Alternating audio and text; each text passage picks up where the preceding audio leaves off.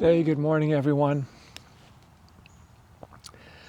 I'm out in the forest this morning.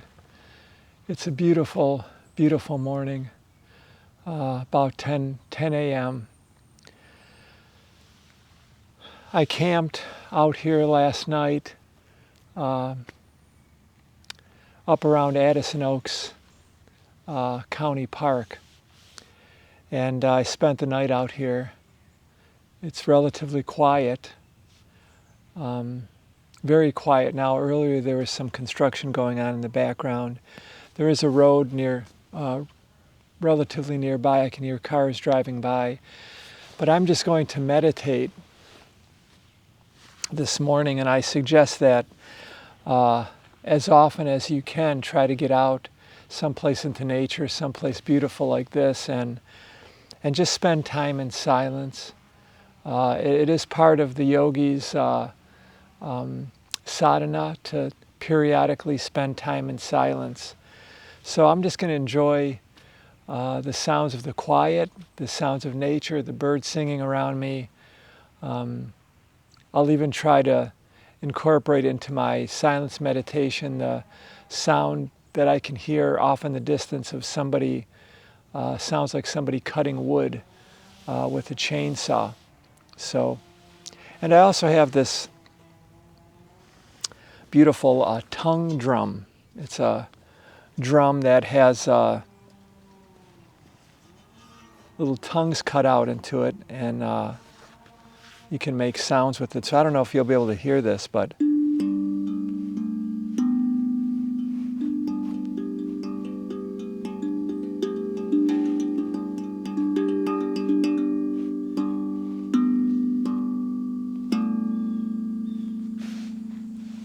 so I have something I can play. I'm just going to sit in silence for a little bit.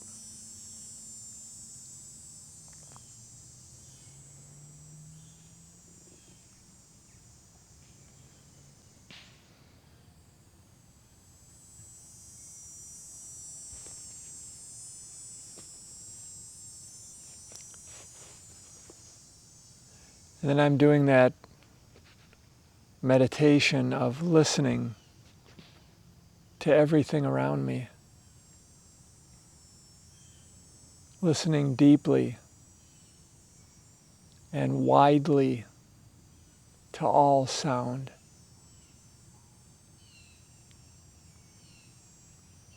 But as we've talked about before, without necessarily naming the sound or trying to analyze or project images upon the sound, I'm just listening.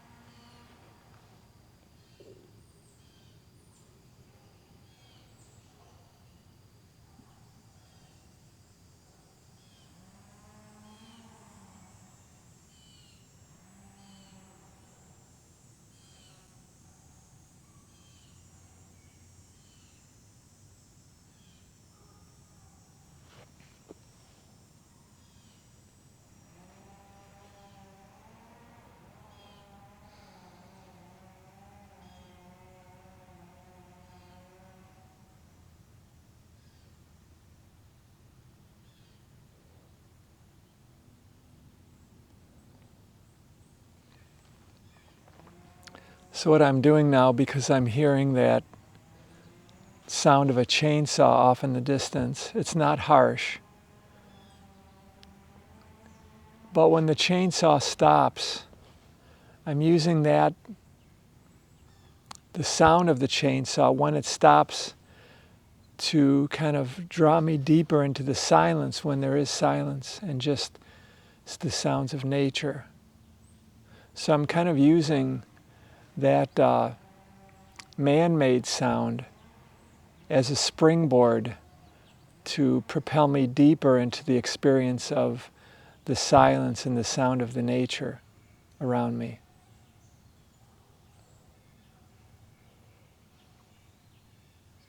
So in this way we can use these periodic sounds that may seem disturbing to us as a way to assist us with our meditation.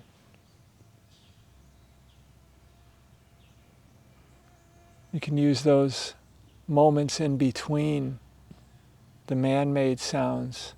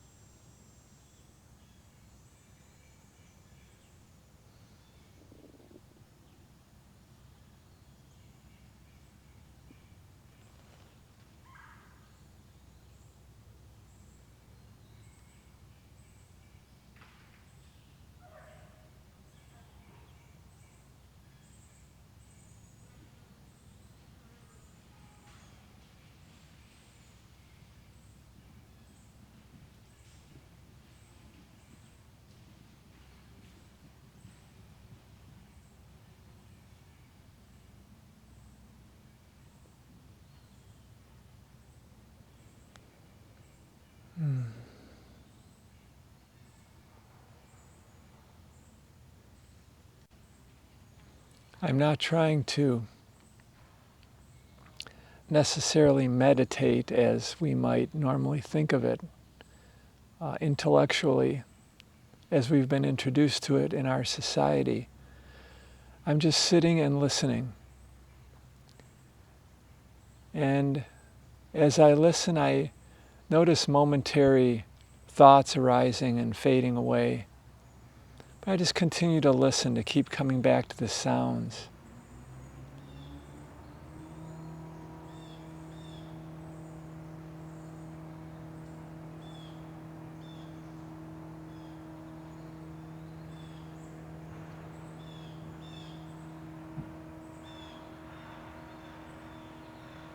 Now there's a sound of a wood chipper,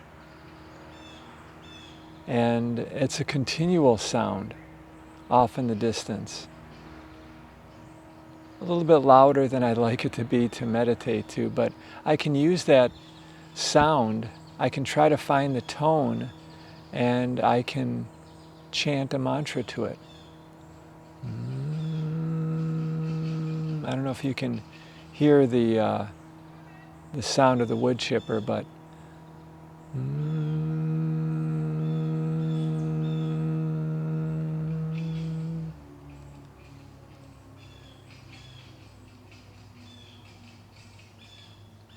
too bad I was just getting the tone, and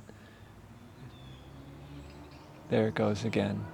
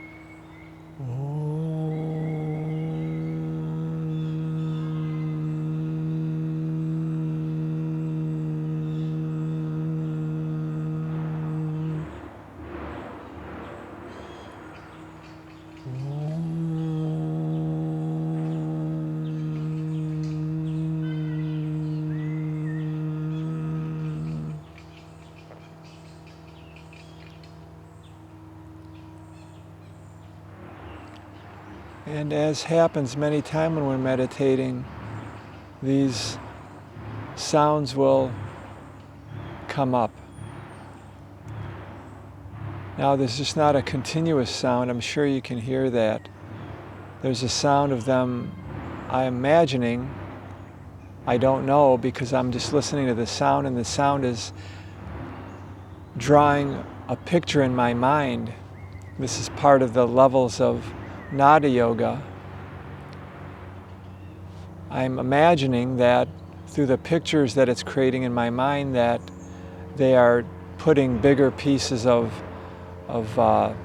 branches and twigs into the chipper, and it's making that harsher sound. On top of that, there's also a plane flying overhead right now.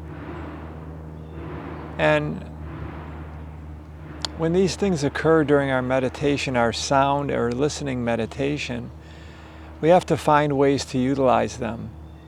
The more effective the techniques we can use to utilize these sounds and maybe either play off them or utilize them in some way, or to be okay with them, knowing that change will occur and eventually the sound will dissipate. It's a technique that then we can learn to handle any situation, any disturbance that comes up, not just auditory disturbances or sonic disturbances when we're meditating or listening, but also disturbances that come from what we see, other people, what we read, experiences that we have. So in this way, Nada Yoga and the practice of Nada Yoga can help us to deal with life circumstances, life situations. The ancient yogis, I'm sure, in some way thought of all of these things as sound waves. This is why Nada Yoga is so important, because if Nada Yoga is the practice of sound, or the yoga of sound, then of course we can use external sound as a meditation. We can use the absence of sound or the inclusion of sound in our meditation. You know, harsh sounds like what I'm hearing right now are difficult, but we can start off with soft, quiet sounds. We can start off in silence. And it's also true then that because everything is in the mind, everything is being experienced in the mind, and if we already believe that Nada Yoga also includes these levels of sound, which are thoughts, images, internal sounds that our brain knows, our brain has remembered, then they also include thoughts, and they also include reaction to thoughts, reaction to outside sounds, because those are also thoughts. Now that sound has faded away, I'm just hearing a truck in the background now.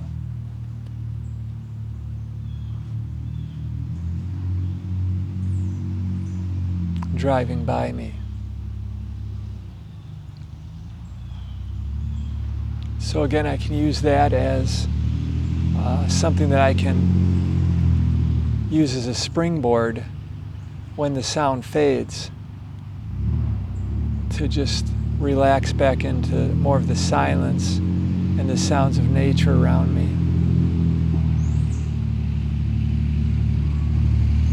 So as that truck starts to fade into the background, the sound,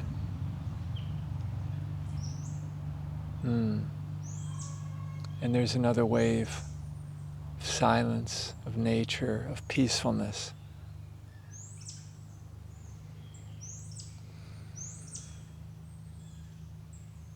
And that feels so good, so good.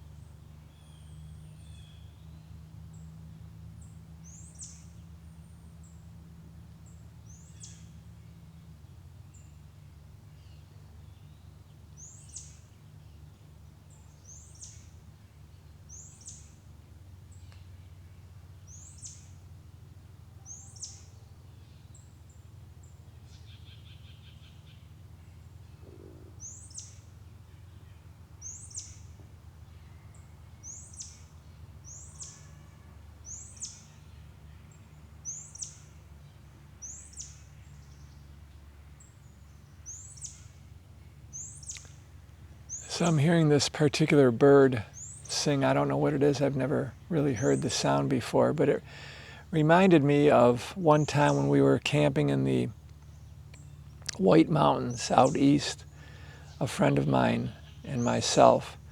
And when we woke up in the morning, we heard this this bird sound. We were very relaxed and very at ease. We were young, we were in our late teens, and probably 18 or 19 years old. And we didn't have many worries, so there wasn't a lot on our minds, we were just enjoying nature.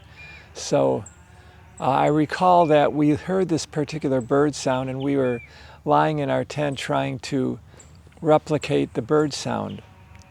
So we listened, and then we tried to replicate the pitch and the melody that the bird was singing. And these are things that you might do when you're in nature as well.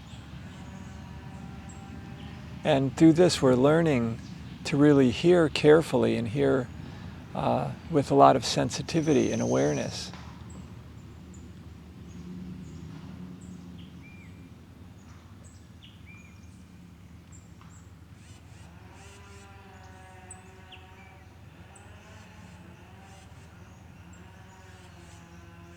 And now there's the sound of the chainsaw going again. But again, I can use that as a springboard to, when the sound of the chainsaw stops, to go back into a nice heavy wave of quiet in nature.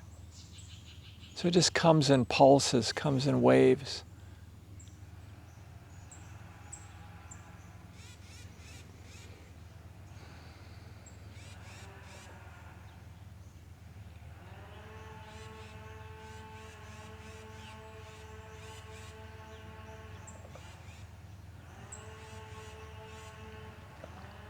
Another practice that you might try to do is, I call it echolocation.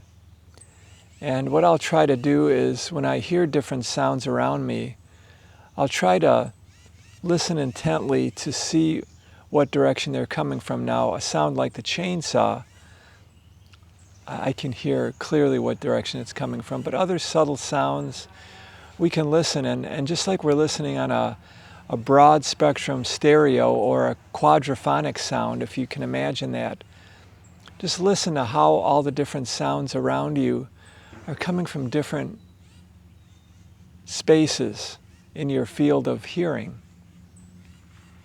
Even the chainsaw, I can hear predominantly more in my left ear, but I can also hear it in the right.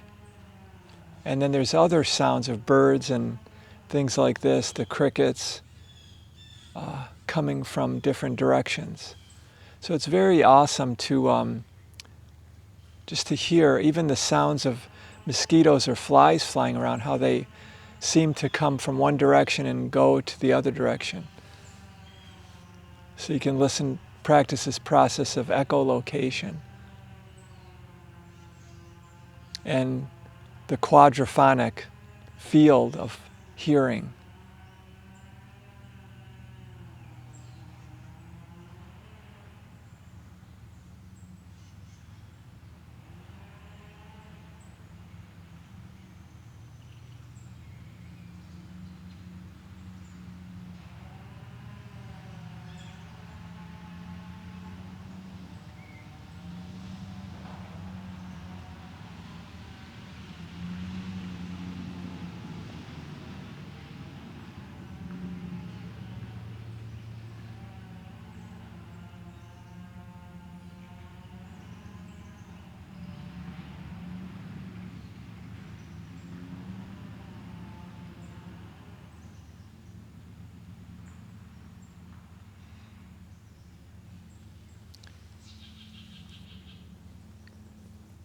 So when you're meditating, when it's really quiet and you hear these periodic sounds that are more irritating, one of the ways that you can get out of that irritation mode and not allow it to disturb you is, again, to use it as a springboard to appreciate the sound when it is silent. When that disturbing sound goes away, you can use it.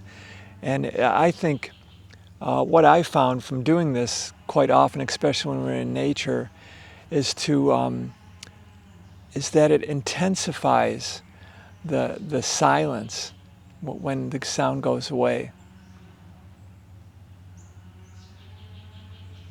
And I'm sure you've experienced this before.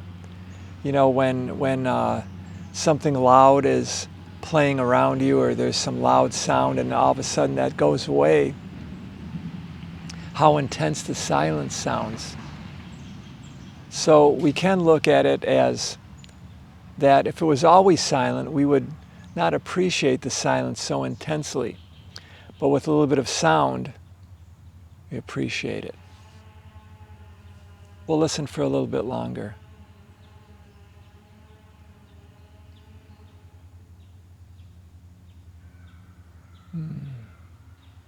That is so good. So good.